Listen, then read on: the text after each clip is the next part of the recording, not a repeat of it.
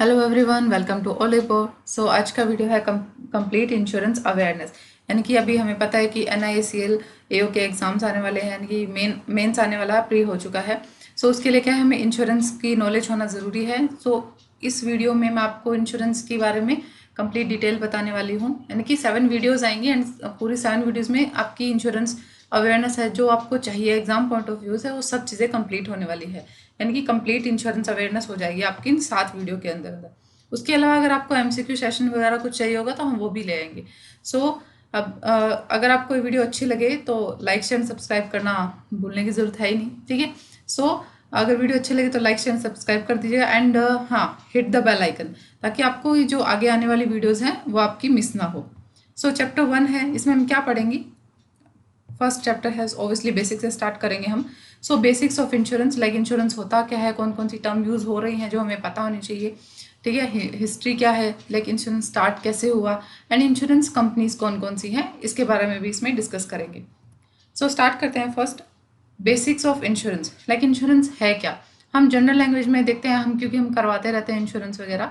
सो उसमें हमें पता होगा जनरल लैंग्वेज में क्या होता है इंश्योरेंस। सो अब मैं आपको डेफिनेशन के थ्रू बताती हूँ। देखिए, इंश्योरेंस क्या है, एक एग्रीमेंट है या कॉन्ट्रैक्ट है बाय विच रिस्क और लॉस और damage on one person is shifted to another party called insurer on the payment of a charge known as premium. ठीक है, टेंशन लेने की जरूरत नहीं, मैं सब चीज़ें बताऊंगी कि प्रीमियम क्या है, इंश्योरर क्या है। The risk is equally distributed between a pool of members who are paying the premium for the same insurance.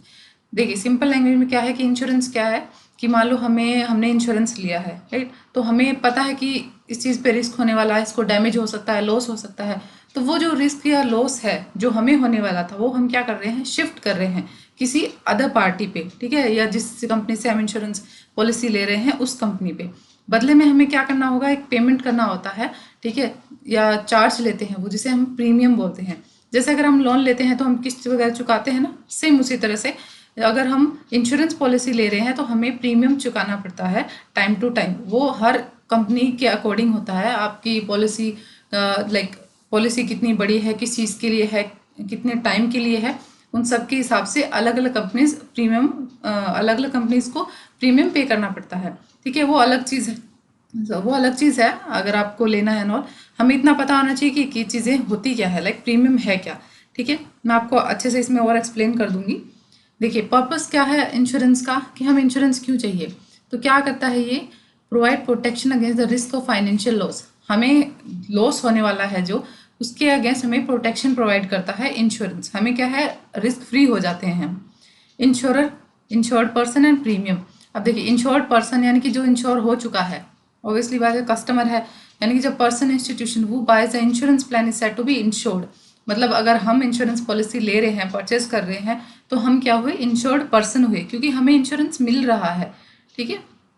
और इंश्योरर कौन होता है, वो कंपनी, ठीक है, जो हमें इंश्योरेंस प्रोवाइड करेगी, वो होती है इंश्योरर। जैसे कि LIC है, life insurance company, right.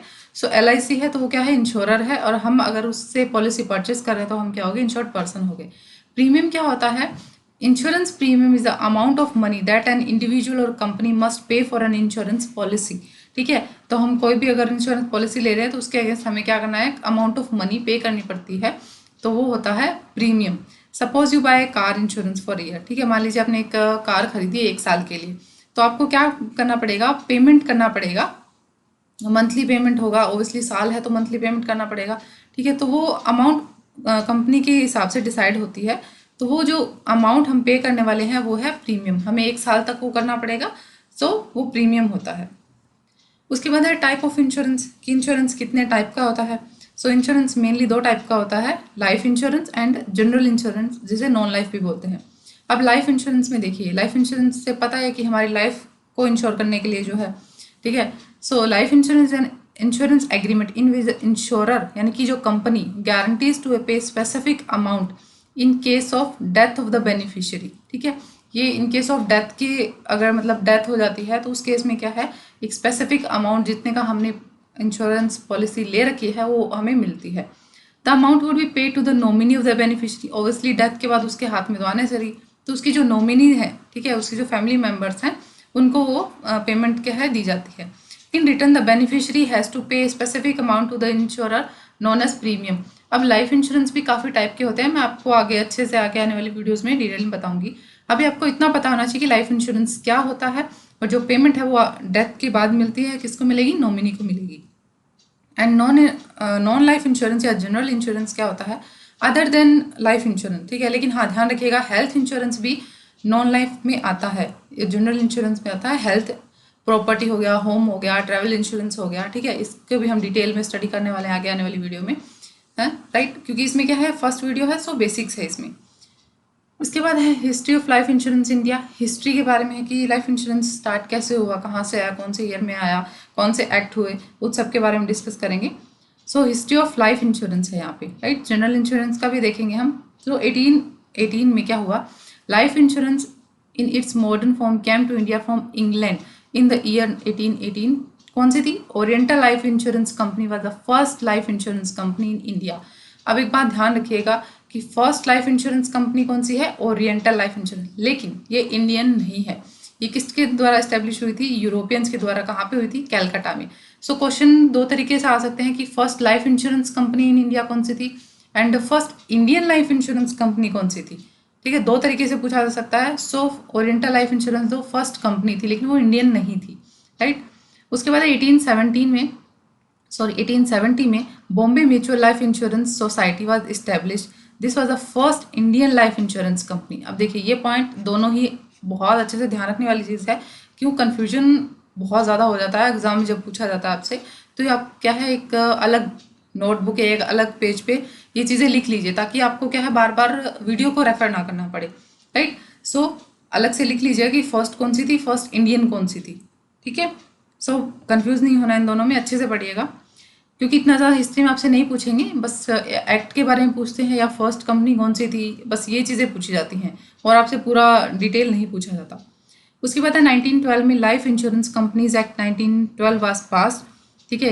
Act हमेशा इंपॉर्टेंट होते हैं, हाँ, ये जब तक इम्पोर्टेंट है तब, लाइक अगर ये अमेंडमेंट होते हैं इसमें तो फिर इम्पोर्टेंट नहीं रहते हैं, लाइक ओबियसली, क्योंकि दूसरा एक्ट आ जाता है। लेकिन अगर फर्स्ट ये एक्ट है और ये अभी तक चल रहा है तो यही इंपॉर्टेंट होगा। However, this act discriminated between foreign and Indian companies to many accounts and gave priority to the foreign companies, putting the Indian companies at the disadvantage. So इसमें क्या है कि इंश्योरेंस कंपनीज एक्ट आया 1912 में, लेकिन क्या है, ये क्या प्रायोरिटी किसको दे रहा था, फॉरेन कंट्रीज को दे रहा था, फॉरेन कंपनीज को दे रहा था, ठीक है। तो इंडियन कंपनीज को क्या है, डिसएडवांटेज हो रहा था। इसी के लिए अब अमेंडमेंट्स इसीलिए होते हैं ताकि उसमें क्या है, थोड़ा रिफॉर्म कर सके। नहीं, अमेंडमेंट यही होता है ना कि उसमें चेंज कर सके हम। उसके बाद क्या हुआ, 1938 में आया इंश्योरेंस एक्ट 1938, ठीक है। So this was the first legislation government both life insurance general और non life insurance. It was aimed at providing strict state control over insurance business, यानी कि कंप्लीट इंश्योरेंस बिजनेस पे इसका कंट्रोल हो गया। Insurance कौन सा एक्ट था, 1938, ठीक है। अब आपको ये याद रखना है, जब तक अमेंडमेंट नहीं होता तब तक ये चीज़ें याद रखनी होती है, राइट। उसके बाद 1944, उसमें क्या हुआ, नेशनलाइजेशन, जैसे बैंक नेशनलाइज हुए थे वैसे ही इंश्योरेंस कंपनीज का डिमांड आई कि उसको नेशनलाइज करे, right. So bill to amend the life insurance, इस एक्ट को अमेंड करने के लिए एक बिल पास हुआ असेंबली में, ठीक है। सो बहुत सारे एफर्ट्स के बाद क्या हुआ कि नेशनलाइजेशन हुआ, कब, 1956 में। तो आपके लिए क्या इंपॉर्टेंट रहेगा, अब आपके लिए ये इंपॉर्टेंट है कि नेशनलाइजेशन कब हुआ, 19 जनवरी 1956 life insurance in India was nationalised. Most important point याद रख लीजिएगा, क्योंकि क्वेश्चन यही पूछा था कि नेशनलाइजेशन कब हुआ, राइट। उसके बाद history of general insurance, right. General insurance कैसे हुआ, 1850 general insurance came to India with establishment of Triton insurance company limited in year 1850, established by British in Calcutta, ठीक है। तो आपको याद रखने, फर्स्ट जनरल इंश्योरेंस कंपनी कौन सी थी, ट्रीटन इंश्योरेंस कंपनी, किसके द्वारा, ब्रिटिश के द्वारा, कहाँ पे, कैलकाटा में। उसके बाद 1907 Indian mercantile insurance limited set up हुआ।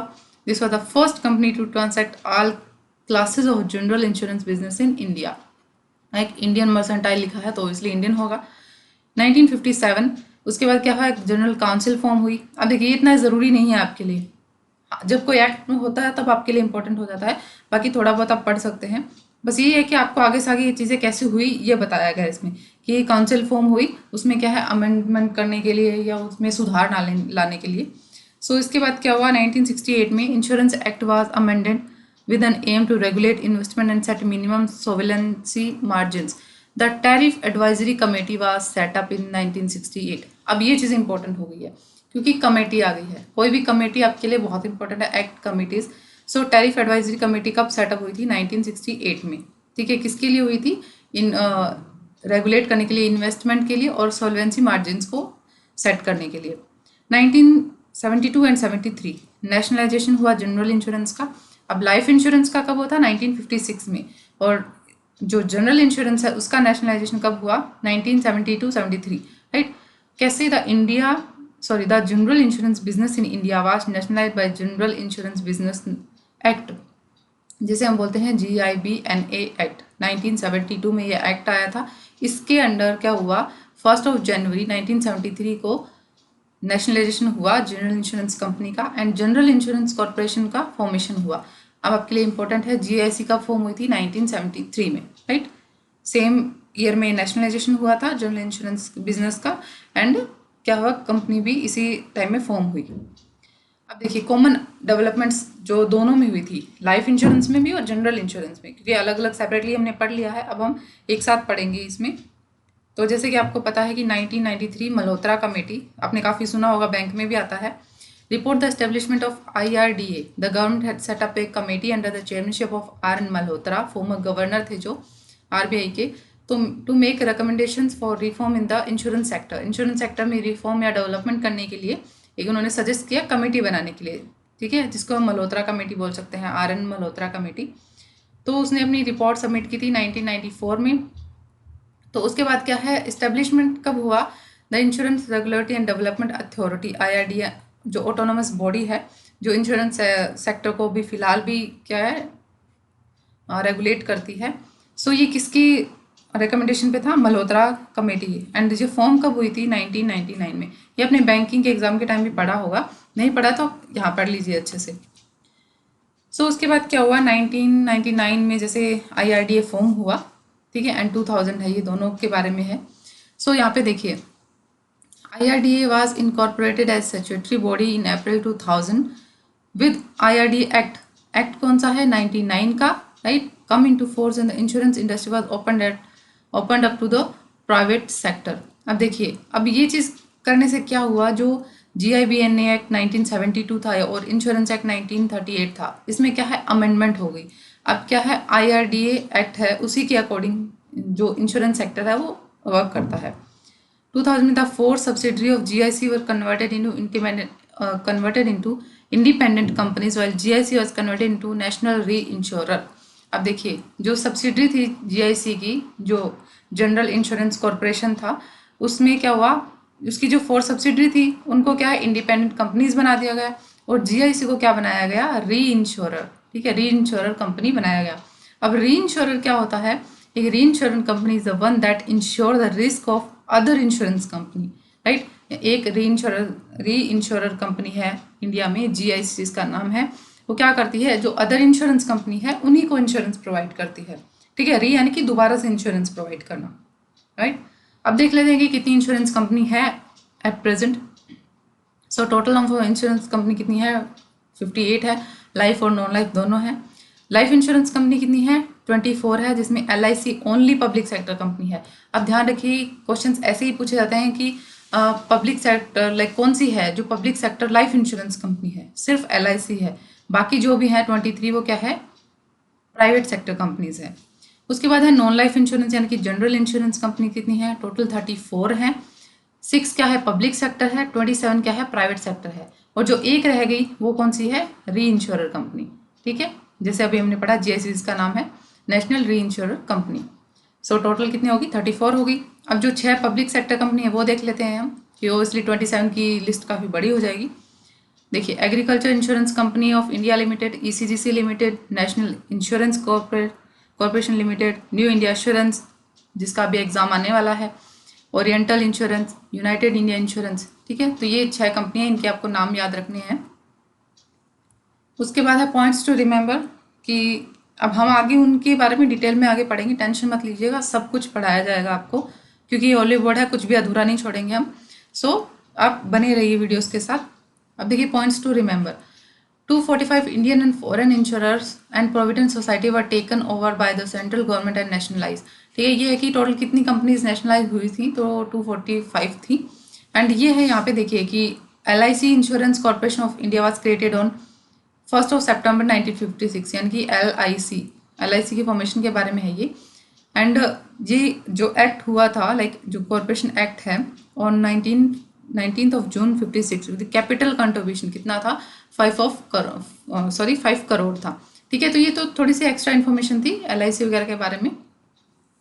सो आई होप आपको वीडियो अच्छी लगी एंड हेल्पफुल रही, क्योंकि बेसिक है तो ऑब्वियसली हम ज़्यादा डीप में नहीं गए, लेकिन हाँ मैं गारंटी देती हूँ कि आगे की जो भी वीडियोस आने वाली हैं उसमें हम अच्छे से कौन लाइफ इंश्योरेंस क्या होता है, इसके कितने पार्ट्स हैं, इनके प्रिंसिपल क्या हैं, सब कुछ पढ़ने वाले हैं. सो मिस मत करिएगा. अगर आप फोकस कर रहे हैं लाइक LIC इंश्योरेंस रिलेटेड जो भी एग्जाम आने वाले हैं उन पे, सो आपके लिए वीडियो बहुत इंपॉर्टेंट रहने वाली है. And all the best for your exams and thank you so much.